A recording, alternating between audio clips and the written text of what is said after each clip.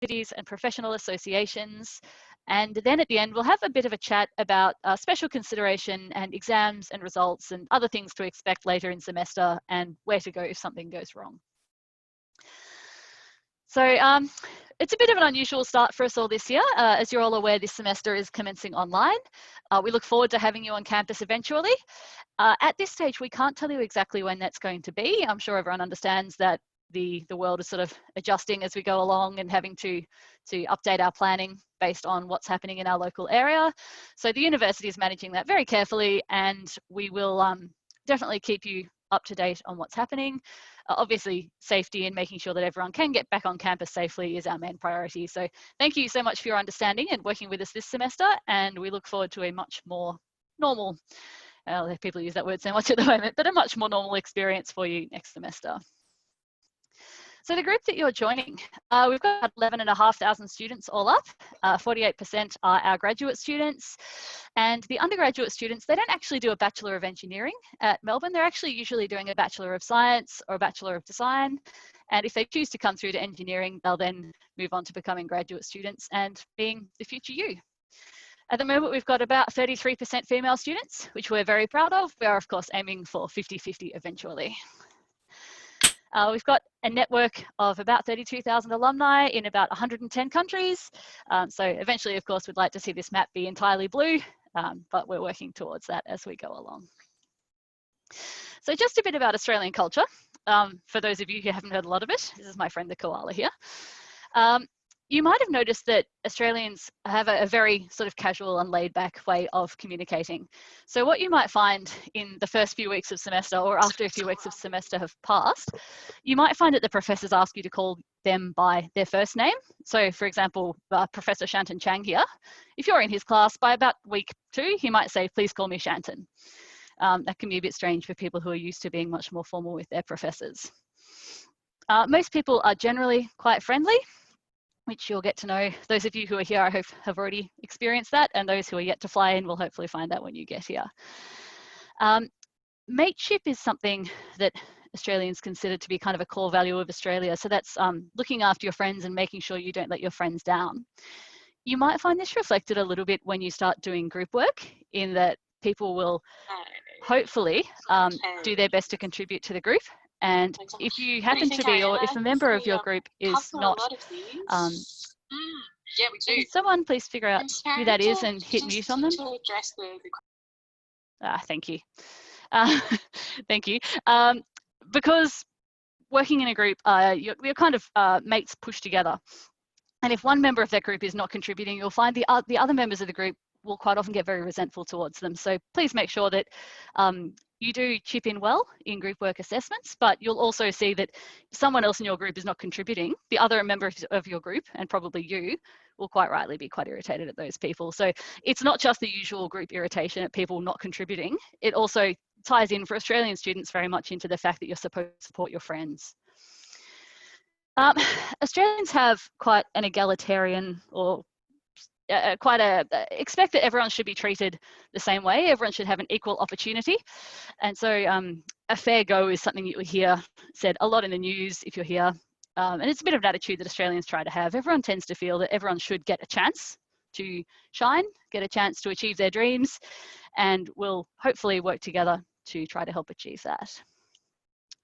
However, I said a bit earlier, professors will ask you to call them by their first name. You'll find that a lot of people refer to the senior politicians and things by their first name. They'll give people nicknames. That doesn't mean that there is no hierarchy. So just because I'm calling Shanton Shanton doesn't mean that I don't remember that he's a senior professor and that he's helping to guide the university and that I should have a lot of respect for him. So be aware that just because we're speaking very casually, it doesn't mean that there respect there. It is there. We just don't address it by using words like professor in every situation. If you're meeting an academic for the first time, please do call them professor. It's best to be respectful and formal until they give you permission not to be. But don't be surprised if the first thing they say is, please call me Sarah, instead of stop saying Professor Jones. Please don't be late. It's considered quite rude to be late. Normally, if you're going to meet with someone, you'll make an appointment. So if you're going to see an academic, your lecturers might have open office times where they're happy for you just to drop in. But if you want to see them at another time, it's polite to send an email or get in contact and say, could I maybe come and visit you on Tuesday at 3 o'clock? So making appointments is considered polite, and please don't be late. If you're ever running late, if it's for a 200-person class, I suppose it's your issue, but if it's for a one-on-one or a small group appointment, please do let people know and do your very best to get there on time. Australians on the whole have a very strong work ethic. So the phrase they use is hard yakka.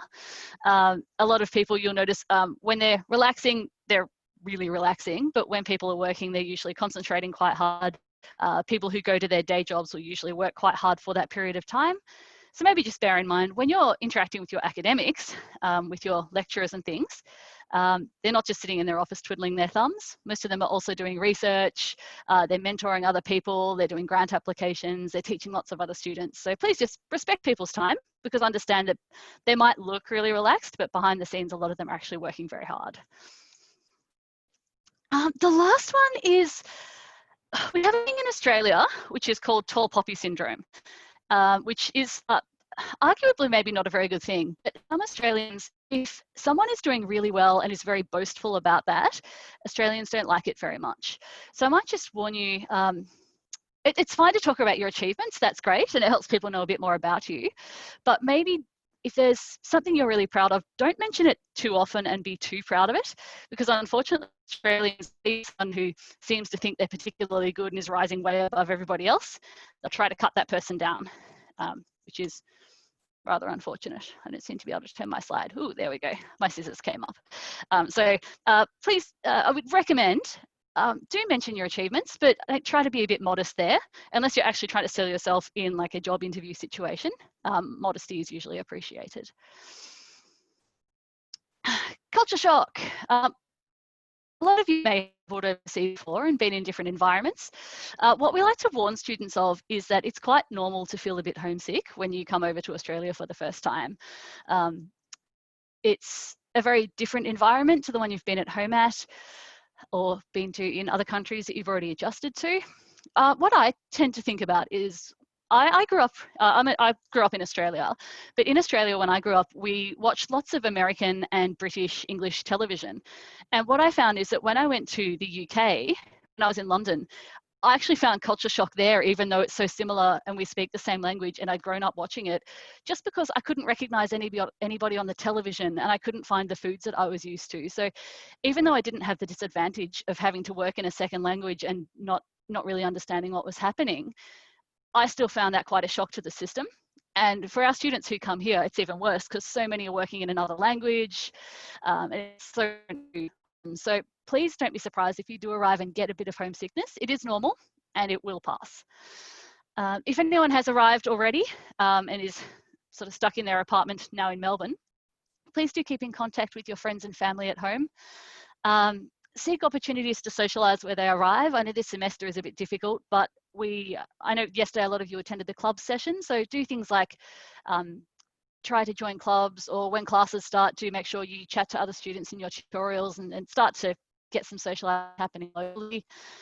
And it is okay to take a break from Australia. If you're in Australia, it's okay to lock yourself in a room for 3 hours and watch TV shows from home and get your parents to send you snacks and just have a bit of a mental break. That's fine.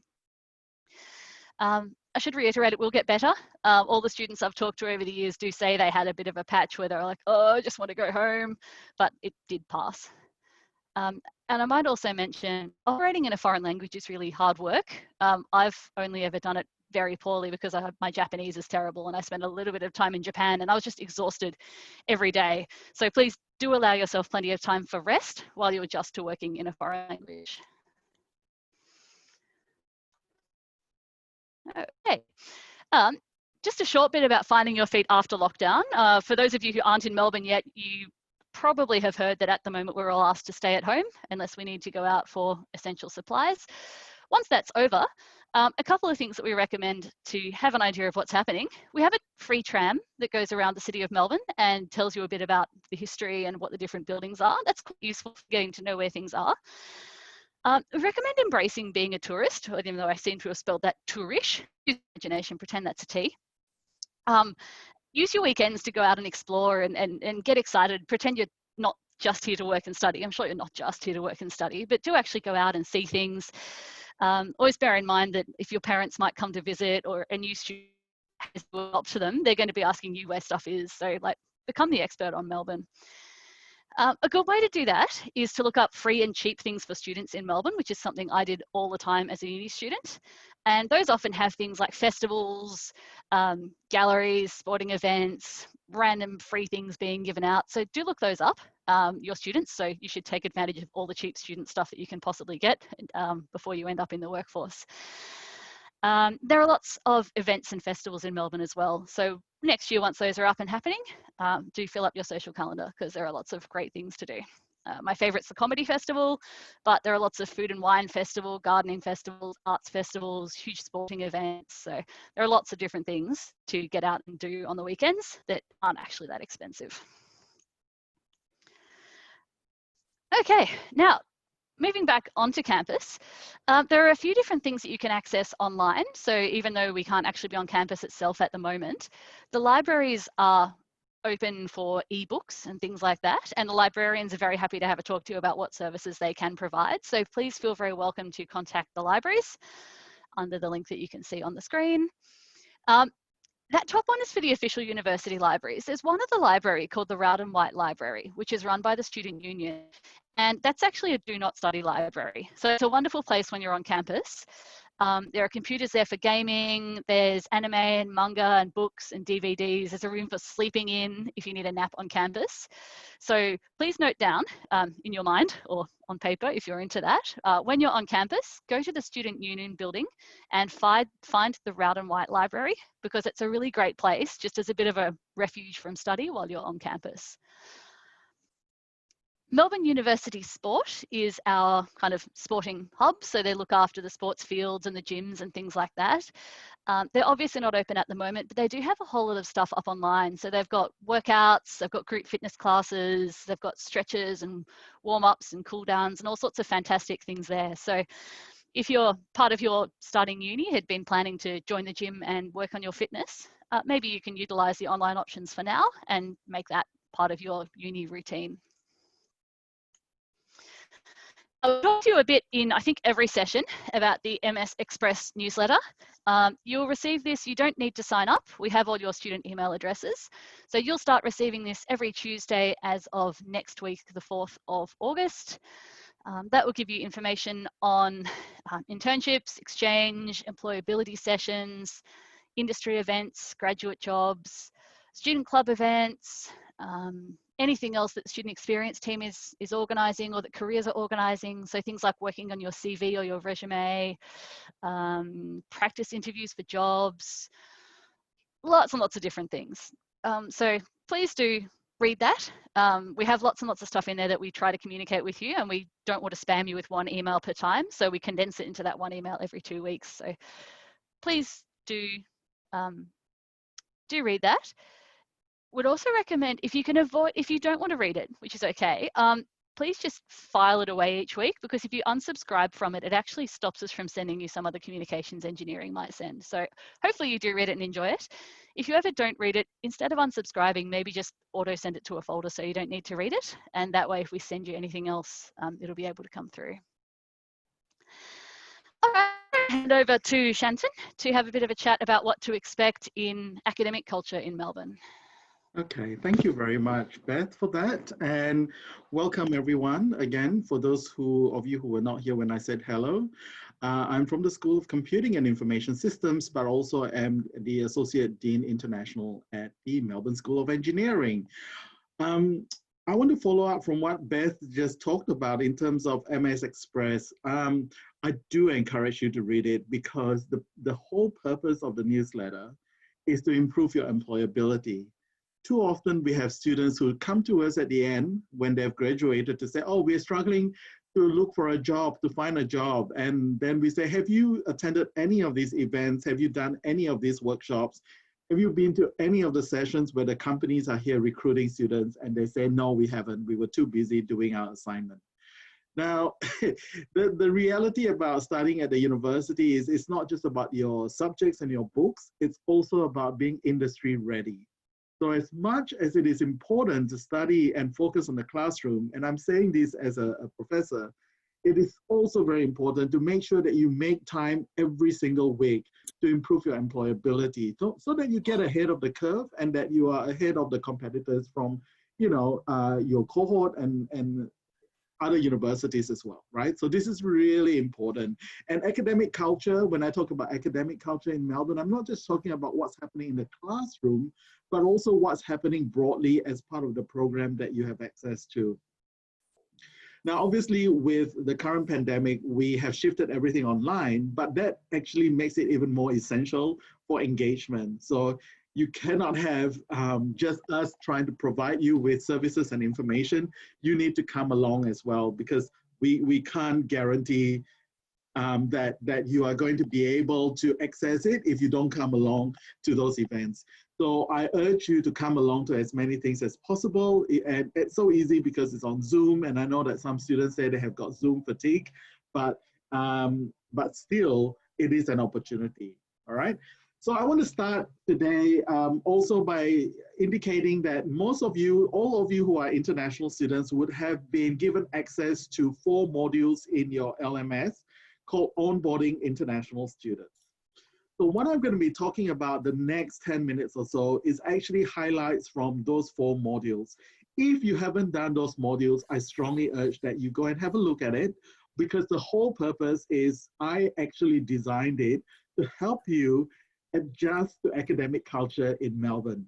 And that's the key part of this.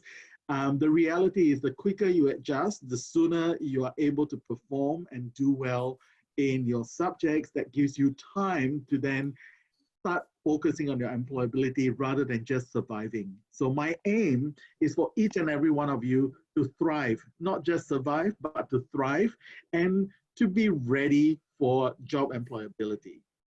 Okay, now as I go along over the next 10 minutes or so, please feel free to ask questions in the chat function and I will look through it as I go along. Okay, let's begin with the slideshow. Beth, could you click me through to the next slide, please? Thank you. So the first thing, actually I want to get an indication, how many of you have actually done the online modules? Can you indicate by maybe doing a reaction of a hands up, thumbs up, just to get a sense? 1, 2, a few here and there. Okay, so not many of you have done this. Okay, so my suggestion is go and do it, because the exercises in there are actually real exercises that will actually help you adjust to the expectations of the professors. All right, so it's not something that, we kind of put on for fun. It's actually there to help you adjust. So please make sure that you adjust and take it on. So the first thing that we talk about is this idea of a culture of inquiry.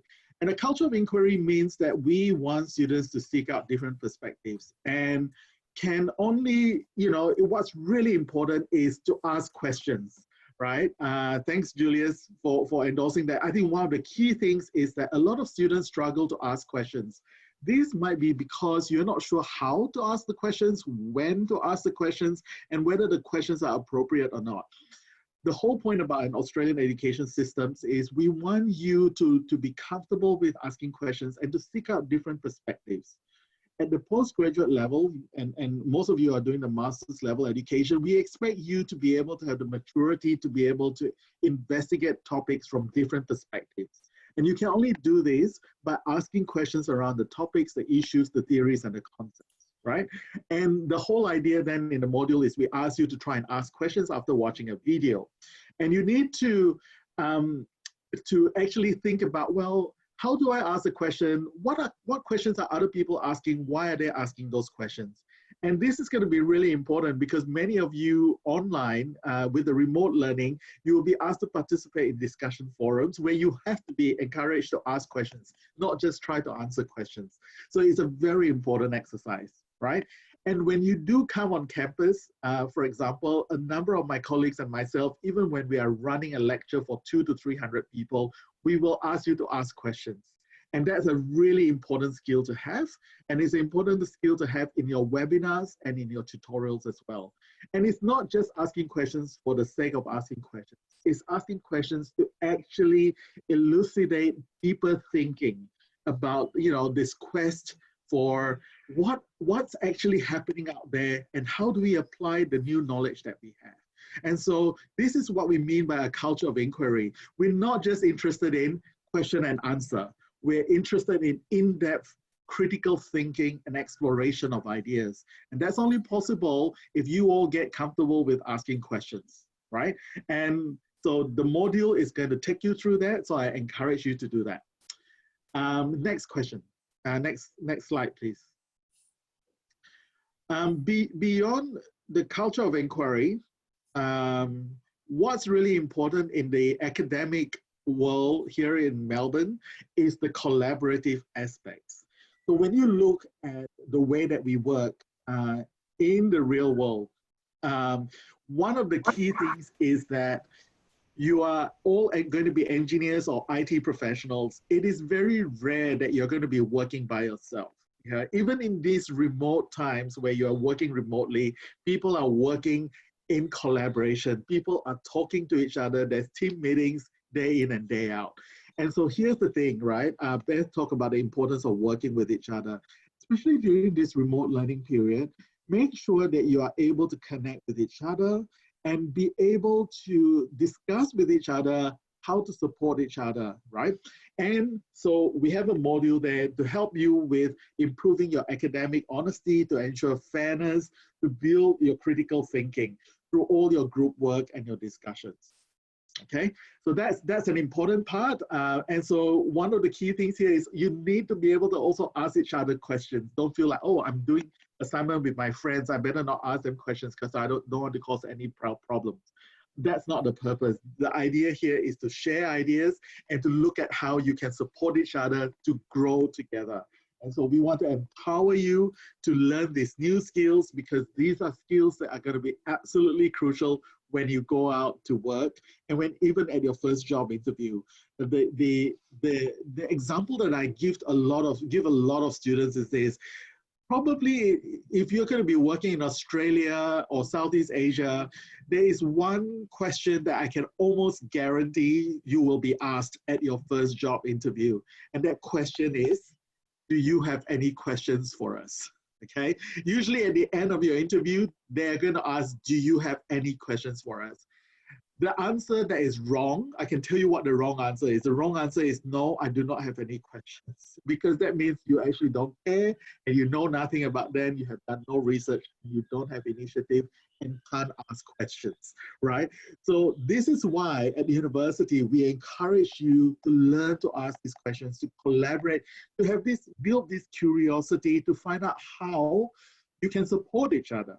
Right? So that by the job interview, when they ask you, do you have any questions? You should have hundreds of questions.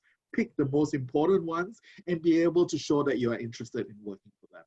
And so these are the important values that we want you to nurture throughout the next few years you are with us. Okay, next slide, please.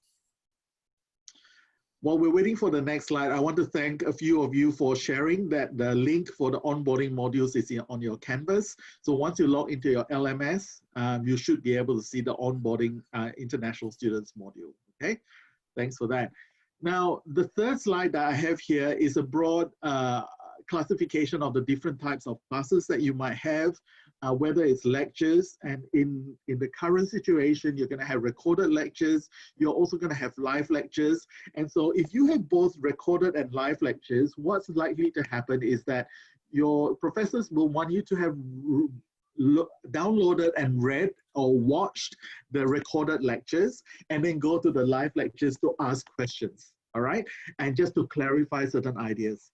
The tutorial webinars is the same thing. You should have done your readings before you do that. The virtual labs, again, similar things. So the idea here is some of you may or may not be familiar with the idea of flipped classroom. The idea is you should have done your pre-readings and your watch the pre-recordings before you go to the live webinars, so that by the time you get to the live webinars, you should be typing in the chat function, asking questions, looking for clarifications, going into breakout rooms and sharing ideas with each other. Okay, you can't do that. You can't go into breakout rooms and share ideas if you haven't done the readings or watched the lectures beforehand. So what's really important is make sure that you keep up week by week, right? The other thing is most of your classes might have industry relevant material as well that will ask you to do additional reading so that you are more familiar with what's happening in industry.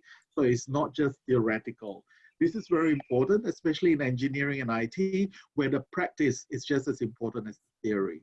Okay, you will tend to work, we will get you to work in groups to discuss ideas, make sure you are respectful with each other. And of course, as Beth kept saying, you need to pull your weight and make sure that you contribute. And this is why we encourage you to not shy away from interaction.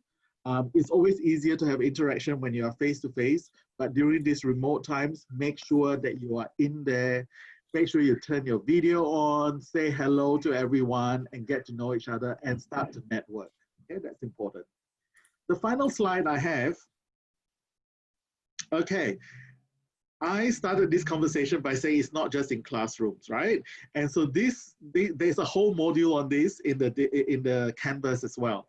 And it's not just about looking at what's happening in the classrooms. All the alumni who come back to talk to our students tell us that the reason why they are so successful is that they were able to balance what they did in the classroom with their engagement with things like volunteering, with things like networking with industry partners, like internships, going on exchange, all those sorts of things, getting involved in student clubs. One of the things that I'm most proud of my students is that a couple of years ago, one of our alumni from Computing and Information Systems founded a new student club, right? And it's not a student club on IT or anything or engineering. It was a student club to form a club for tea appreciation. So now you go online, you will see there's even a tea appreciation student club that enables people to participate and show their leadership, right? And you will see that there are lots of opportunities. And here's the final thing that I want to say to you. When you look at your first job interview, trying to get a job, if there's one position left in an organization and the HR talent acquisition officer has two candidates, candidate A has got excellent results, you know, high distinction on average, nothing else, right? Candidate B, results is about 70 to 75%, so a little bit above average, you know, H2A, H2B sort of area. But it's also the vice president of the engineering club. It's also volunteering at various charities and helping out, right? Who is going to get the job between candidate 1 and candidate 2, right? Think about it. A company is hiring you as a graduate not to study. All right, candidate 1 has shown that he or she can study because they've got good grades, right? That's fine. But what candidate B is showing is that not only can they study and balance it out, but they also have leadership, they know how to work, they know how to interact with clients, right? So this is really important. So think about balancing your classroom with what's outside the classroom. A good way of doing this and thinking about this, as I always suggest, is most of you will be doing 4 subjects during the semester. Actually, there's an invisible 2 other subjects.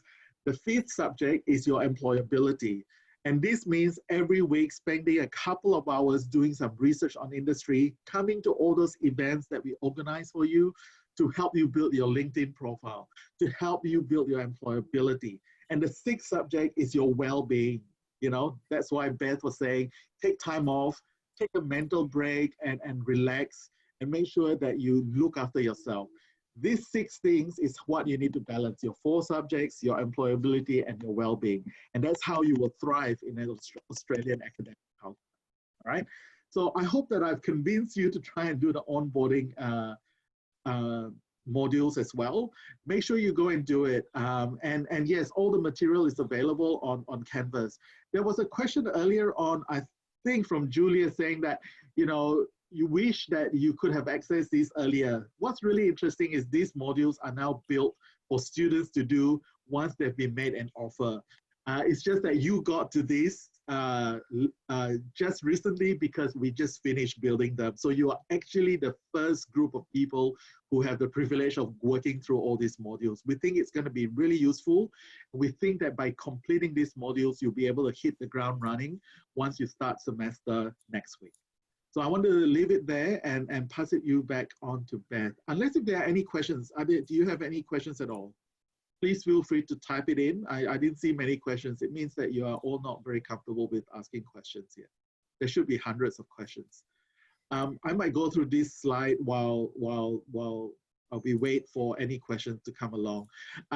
So you can see here that there's Engineers Australia, there's the Australian Computer Society. So make sure that you start to Google them and have a look through them. And get involved. There are student memberships which are a lot cheaper, which gives you access to industry. Okay. We had a question here. Are there any seminars that UniMelb hosts that would help us with skills like paper writing? So there's an academic skills, there's an entire academic skills unit, and Beth should be able you should be able to find the website through Stop One. If you go to the Stop One website, you will find that there's a whole area on academic skills that will help you with writing business reports versus academic reports versus lab reports versus field reports versus academic writing. So there's a lot of those resources that you can actually access as well. Shanton, I think you probably also have a Getting Started in Engineering and IT session as part of the orientation sort of list of sessions, and that's actually hosted by Ariana Henderson, who is one of our academic skills people, and so she can expand there a little bit on the services that academic skills have to offer. All right, moving on. Student clubs. I think a lot of you were at the student club session yesterday, so I might just remind you they're there. They want to be your friends. They're a great way to start making friends and to get involved with a lot of the sessions that happen on campus. I don't think I need to bend your ear anymore about those. And I put up a few of the fun clubs that I think I would like to join. So we've got the Tea Society that Shanton mentioned. I think the Pirate Party is quite entertaining, but there is a huge variety of stuff out there to get involved in. So whatever your interest group is, there's a good chance there's something that ties in with that. And if there's not, maybe you should find some friends and start another club. There's always room for more. I also mentioned yesterday at the club session that there is Winterfest coming up. So this is run by the Student Union. It's a chance to meet a lot of the different clubs and to get an idea of some of the different things that the Student Union can do to support you. So the Student Union, I don't know, you've probably encountered these at your previous institutions. A student union is a non-profit organisation that is within the university but not part of the university. So it's run by students for students. It offers you a whole lot of facilities. They look after the student clubs. They offer activities. When we're on campus, they have things like bands and free breakfasts and barbecues. They've also got support services, and they've got a representation for students. So if you ever have a dispute with the university, you feel that the university has been unfair or that your problem hasn't been suitably addressed, you can go to UMSU, and they have people there who will be able to give you advice, give you legal advice if necessary, if you have an argument with the university or with your landlord. They've got lots of services there to help back you up. So if you come to the university, you ask the university for help and you don't feel like the university's tried hard enough, I hope that never happens. But if that does happen, you can then go to UMSU and the Student Union can give you some more independent advice. So please be aware that they exist. Go and say hi once you can get on campus, or go along to Winterfest over this week and get to know what the Student Union does. Something we'd like you to consider for future times, we have student ambassadors, and these are students who have competed to be a volunteer for MSE, usually students who've gotten pretty involved and performed well, not necessarily the best academic students, but students who've done a lot of stuff and gotten to know a lot of other people and really kind of contributed to the community of engineering and IT. And what we do is we actually bring these students on board as formal representatives of MSE. They get leadership training and communications training, and they then help us to promote engineering. So they might go out to schools with us. If we need to interview someone, they're often the people that we go to saying, we need a student perspective. Have you got something you could share? And this gets recognised on your transcript as well. So if you're going all through engineering over the next, engineering and IT over the next year or so, and you're like, oh, I'm really enjoying this, I feel really involved, do consider becoming an ambassador for the course. It's really important for us to have student ambassadors, because as staff, we can talk our heads off to prospective students or undergraduate students considering engineering, but what they really want to do is hear from other students who are actually in the course or who've done the course, and can give them a student's perspective on it. So we love our ambassadors. Please consider being one. We do put the calls out through newsletters every time we're recruiting. Stop One. I think most of you will have heard a fair bit about Stop One by now. Stop One is online at the moment, but on campus when we go back. And that's your one-stop shop for basically everything. You'll have heard Andrew Uwe talk about it yesterday. So I think he says 90% of your questions can be answered there. There are any issues you've got with enrollments, fees, special consideration, any questions about your course changes, Stop One is the place to go and have a chat to first. If they can't deal with it, they'll then refer you on to somebody else. So occasionally you'll get sent back to engineering if it's really specific and they can't answer it, but they can answer almost every question. So please don't be shy about reaching out to Stop One. Might add, they're also the ones who are processing student cards, and if anyone's currently overseas, they are posting out student cards, so please do feel welcome to go through, order your student card, make sure your address is correct, and they will get posted to you whether you're in Australia or still overseas. Now, plagiarism, I think this got covered a little bit yesterday. One of the things that we need to be really careful of as a respectable institution is making sure that all the work that our students do and that we're presenting as being done by our students really is done by our students. So plagiarism, so copying, collusion, which is kind of copying from each other or working together and pretending you did it on your own, and cheating are all very serious forms of academic misconduct. They can have very serious consequences. So they could be anything from being asked to do some more training as to what's correct, failing an assignment or exam, failing a subject, or even actually being excluded from the university, so being kicked out. So I would really recommend that you do hop onto the Academic Skills website, have a bit of a read through, and just make sure you feel confident that you understand what's required. Basically, if you make sure that all the work that you submit as yours really is yours, you should be fine. But we do just need to warn people that we do take academic integrity very, very seriously. We're not trying to scare you. We're just trying to make sure that you kind of are aware that we're very serious about it. Now, exams. Exams for this semester are reasonably likely to be online, but we will update you as to that as we go along. Last semester, they were all held online. This semester, we're going to have to see how things go in a local area, but it looks at this point like there's a very strong chance that we will still be operating online for a lot of our activities to the end of the year. You need to make yourself available for those exams. We can't reschedule them if you have your sister's wedding or anything like that, I'm sorry. The one exception to that is if something happens to you, like say you have a medical emergency, something completely unavoidable happens, in which case you can apply for special consideration, which I'll discuss in a moment. Hopefully you'll all pass your exams fine. If exams are borderline, so for us a pass is normally 50 out of 100. If a student's got like a 48, 49, might nearly have passed, that exam will be marked a second time. If there's a way that we can legitimately say to the student, understand enough to have passed, we will pass you. But maybe just be aware, we do have exam viewing after an exam, so you do have the right to sit down with your coordinator, have a look at the paper, and they'll explain what you did well and what they felt you didn't understand yet. But just do be aware that if you are marked as fail, we have double checked. It's not just your coordinator having a bad day. Exam rules are listed online, so you can have a read of those before the exams start. I know this seems like an awfully long way away when you haven't started classes yet, but it really creeps up on you.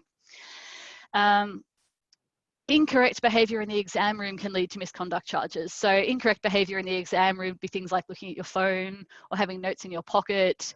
That all comes under the heading of academic misconduct. So please make sure that you behave as though there's a camera pointing at you and the Vice Chancellor standing over your head. And yeah, you'll be fine. Exams are a while away yet. We have an academic calendar online. So if you type in Unimelb dates or Unimelb key dates into Google, it'll get you there. But that lists it lists the start and end dates for semester. It lists any public holidays, so days that you might not have classes. It lists the exam periods. Usually also tells you when your results will be released. So that's a good website to have a look at at the start of every semester.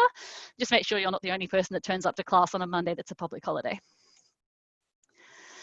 So when it comes to results, we do have a policy online. So if you go to this Unimelb admin results page, you can be linked through there. We have at Unimelb what is called a WAMS. That's a GPA. A weighted average mark is kind of our version of a GPA, which is viewable on my.unimelb. You probably don't have one at the moment as you're in your first semester, but once we get your results through for this year, you'll start to have a weighted average mark there. I'm sure you're all going to do your best at all times, but the WAM, try to keep that up because it can open up other opportunities for you, and as scholarships become available, or if you're competing for an exchange place or an internship, the higher WAM is of course a good thing to have on your side there. Results for this semester are out on the 4th of December, so if for any reason you need to know those, they normally come out about 3 p.m. local time. So you can kind of have that in the back of your head. Is going to be your first reporting in on how you've done for your first semester. And we've got the grading table that's available online. Just type in grading table or how do University of Melbourne grades work, and you'll be able to find those anytime. So special consideration. So we like to think that everyone cruises through university and everything's fine at all times, but unfortunately that's not the case, especially when you've got thousands of students. So for that, we have a team called the Student Equity and Disability Support Teams. They're a team within Stop 1, and they look after special consideration for us. So special consideration is anything such as an illness that stops you from attending an exam or completing an assessment. So students have all sorts of different problems over time. What you can do is apply for special consideration, and we'll do our best there to find a fair way to let you have another chance at that assessment or whatever the appropriate outcome might be. So some examples might be sudden illness or injury. If you have any ongoing issues, so sometimes we've got students with mental health issues or back pain issues or other things that flare up and prevent them from being able to complete an assessment. Sometimes we've unfortunately had students victims of assaults or thefts or car accidents or crime. So there are lots of different things that can come up for students that impact their ability to get their work done. We do want to help you as much as we can, whilst making sure we're still fair to all the other students who handed things in on time. So please do talk to us if something goes wrong. You can contact Stop 1 and speak to the student equity team directly. If it's a short-term thing, you're welcome to approach your coordinators, your lecturer for your subject directly as well. And if it looks like it's going to be long-term, they can refer you to Stop 1 for ongoing support. So when it comes to applying to the subject coordinator, if it's only a short extension that you need, so say you had the flu for a week and you need an extension of a week, you could speak to the coordinator.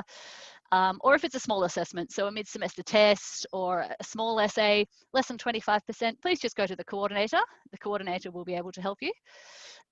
If it's a long extension, so say you've got a broken arm and you can't do your work for the next month, please have a talk to Stop 1 and they'll try to find a way to help you there. So they look after longer extensions, big assignments. So say you have a report that's worth 35%, please talk to Stop 1. Anything with exams and anything that might be ongoing. So if your mental health suddenly goes really downhill, firstly, please get some help. We've counsellors and we've got medical people who can assist, but then do talk to Stop 1 and we can find ways to help you get along. Hopefully you'll all be absolutely fine for the semester. I have my fingers crossed, but I think I'm hoping against hope there. We also have registration for students who have ongoing impact. So this can be students with disability, students with ongoing chronic health issues, elite athletes or performers who might need to take a month off to go to the Olympics, cultural or religious observances, anyone with carer duties. We have a fair few students who end up having to look after, for example, sick family members. So anything that you think is going to be ongoing and impact your ability to complete your work, please do talk to us about special consideration. What we can sometimes do is have a look at the subjects you're doing and maybe say, okay, the student's going to do their best, but maybe we can try to offer them a 5-day extension every time just in case they can't keep up with their work. There are things we can try to do to help. What we can also do is help with assistive technologies. So whether that's note-taking or software to help you write your essays through microphones, special exam venue arrangements, so students with back pain have the chance to get up and stretch during the exam and things like that. We'll try to find ways to help you. So please do let us know if you need help. In Australia, for those who are here, please remember the emergency number is 000. If you accidentally think you're in America and call 911, that will also work, and all the international dialing numbers will work as well. We have university security, so you can call them on campus if you're ever worried that anything seems strange or if you feel unsafe. When we do return to campus, there's even an escort service. So if you're studying very late on campus or working in the lab very late and it's dark and you're a bit nervous about going to your car or getting to the tram stop or the train station, you can actually call for help and they can walk with you if you feel unsafe. If there's ever a life-threatening situation on campus, so if you're in a lab and your friends just sawed their arm off, please call the ambulance first and then inform security if you can, because they'll help to get the ambulance onto campus as fast as possible, lowering barricades and things like that. I think that's most of what we've got to say. Hopefully you'll get to see this sign one day. This is on the John Medley building as you enter campus from the train station they're currently building. Welcome very much. I think we'll probably leave things open for chat because I think people have some more questions. But if anyone would like to ask questions, please do feel free to turn your camera and microphone on and say hello or pop a question into chat. Is there anything that you'd like to say, Shanton, as we wrap up? No, I've been answering all the questions on internships and all that on chat. I've seen those popping up. So there will be information on internships. We have information sessions run by our internships team throughout semester, and those will be in the newsletter. So there's a bit of information online, but there's also an internships placement team who are there to help. And they're lovely. So those sessions will be online, will be in the newsletter, and usually they run pretty frequently. I put the newsletter together, and every single newsletter there's something coming up for internships. So it's definitely something we really do encourage and promote. And yeah, if you would like to do one, we really encourage it if you've got the space in your degree. I think this is exactly why it's important not to unsubscribe from MS Express because of all the information about employability, all the information about Google coming to visit to talk to students, IBM is coming, all those, or it's all there. So don't unsubscribe. You might think that it's spam, but it is really not spam. And some of the schools, like in CIS, for example, there's additional emails coming from the CIS student groups telling you that there are also other companies coming on top of MSE Express. So, people think that University of Melbourne, there is not a lot of industry engagement. Actually, there is a lot. It's up to the students whether they want to engage or not.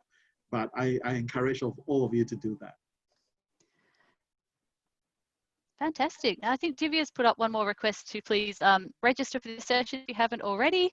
And I'm just going to check that we've got a link, but I think the next session, you probably have room for about a 5-minute break until you head off to getting started in engineering and IT. So if anyone doesn't have that, I'll just pop the link up, but everyone should have that from their onboarding information. Are there any other questions? There's so many of you, so few questions. This is the time to ask a question so that Shanton's impressed and thinks you ask lots of questions.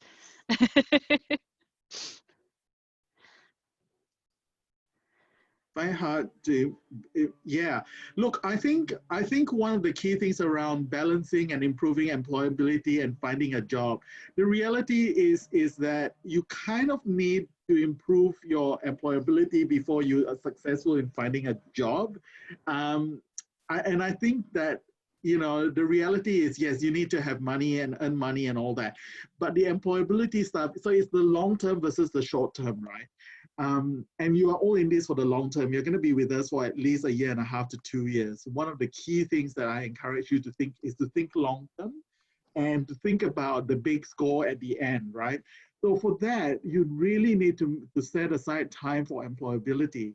And I'll give you an example. Even if you've got a job in the short term that's earning money, that's fantastic. But what the employability skills workshop will tell you is you need to be able to capitalize on your current job. So there are workshops on how to talk about your short-term jobs. If you know, for example, working at McDonald's, people think, oh, that's completely irrelevant. It is not, because the employability skills workshop will tell you how to talk about your experience at McDonald's and how that is going to take you to the next job. So how you position your competencies and all that is also very important. So I do think that, yes, it can be a challenge, but it's really important to try and make sure that you have time for the employability stuff. And there is a lot of the employability stuff. Okay, are there paid jobs at the university this semester? Usually, under normal circumstances, there would be, but I think in the current situation, there are fewer things happening. But Beth, if I'm not wrong, there is a students at work program that's still going, but there are not as many positions, so you can look up for it. Yep, so I've put the link up there for Careers Online. Yeah. That should list anything that is going on campus. We certainly like to have students working with us, which is what the Students at Work program is. But like Shanton said, I think we're just a bit limited in the opportunities that we can offer in the next month or two. Hopefully things will ramp up again after that. Yeah. Shreya's question on, does MS Express provide information on major specific internships? All the internships provided by MSE will be very specific, because the companies will tell you, will tell us whether they are looking for a triple E, they are looking for CIS, they are looking for mechatronics, or they are looking for artificial intelligence. So all the internships will have very specific, they're not engineering general, there's no such thing, right? So they all tend to have very clear ideas on what kind of discipline they are looking for. Yeah. I might just say, as an addendum to that, some of the things we advertise through the newsletter are things like government programs where they're looking for a whole lot of different disciplines. So they might say we're looking for information systems and IT and software engineers. So sometimes there are things that are a bit more general, but on the whole, the ones that we promote to our students are the ones that Shanton's mentioned, where they've come to us saying we want an engineer or an IT person for exactly this area of work. A quick question here, Beth, that I think Louisa will be the best person, or Jane will be the best. Can the students, the results are released on the 4th of December. So is it possible for students to take internship this coming semester, summer semester, or should they wait for semester 1? Oh, that's a good question. I'm afraid I'm going to need to find that one out. Can you try and find out while let me see if I can find that out through the Teams team. Okay. With the practical lectures, are they cancelled due to COVID-19? Now, each subject is a bit different. What's really important is that you go to the first lectures and ask them. There are different ways of running the practical lectures as well. So make sure that you check with your course coordinator for each specific subject. The next question is, how often do we get to engage with industry? As much as you want. I can tell you that next week onwards, there's going to be at least 4 or 5 companies running events for our students. So it's up to you whether you want to come to the relevant ones or to some of them. There's even, for example, in August, we have a career week. There's a focus on China week for people who are curious about internships in China or working in China as well. So there's always things happening every week. How often do you want to engage is up to the student, right? Yeah. Might mention that as well as the university sessions, anyone who was at the club session yesterday will have heard that clubs also run industry sessions. Yes. So it's really possible, like in a semester, to actually interact with quite a lot of industry, even while you're a student. And we'd really recommend you start doing that early. It will really give you an idea of what's out there, getting to know your industry better, and that all helps you perform better and know who to contact later on. So the student clubs for, mechanical engineers, for computing and IS, those specific clubs, they're not just social clubs. A lot of them have industry engagement opportunities. For example, in my home school of computing and information systems, I actually work with them to bring industry partners to come and engage with students. So it's not just a social and networking thing, it's also networking with industry partners as well. So those student clubs are actually quite important as well. Yes. Yeah. I've got a response from our internships team. So they say that normally, because we use your results for the university sourced internships, normally semester one will be your first opportunity to take the internship. Occasionally there are exemptions if you find your own internship. So if you happen to be at a networking event or an industry event and find out that people are happy to take interns over the summer and you manage to negotiate one of those yourself, we might be able to make that happen for this summer. I hope that made sense. So the issue there is that for the university sourced ones, we like to be able to see you and be happy that you're going along well in your course before sending you out to do possibly more challenging things. But that said, if you've organised your own, we're not going to stand in your way. We'll do our best not to stand in your way.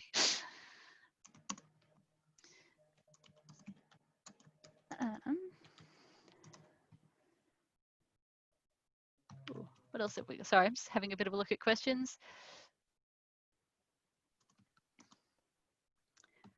I'm just going to start back up at the start. Questions about whether working from home impacts on the mechanical. Again, that's a question that you should be asking your course coordinators because they'll be varied. However, we do still have mechanical and mechatronics internships still virtually. Okay, how long will the internship last? If you are doing it for credit in ENG 90033, which is the subject code, you need to do at least 320 hours over a period of between 10 to 16 weeks. So it's over the semester, but it will be about 320 hours. Okay, it could be a bit more, a bit less, but definitely no less than 320, I should say. Okay. Shanti, can I ask, do you know much about the question about how important it is to get any kind of permanent residency visa before getting a job? I know it's a concern that some students have.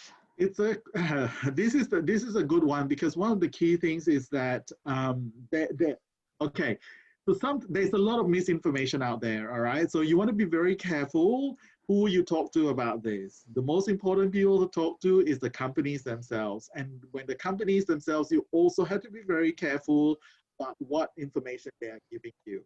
So here's a hint. All right. So in some companies, they will only take applications from permanent residents and Australian citizens.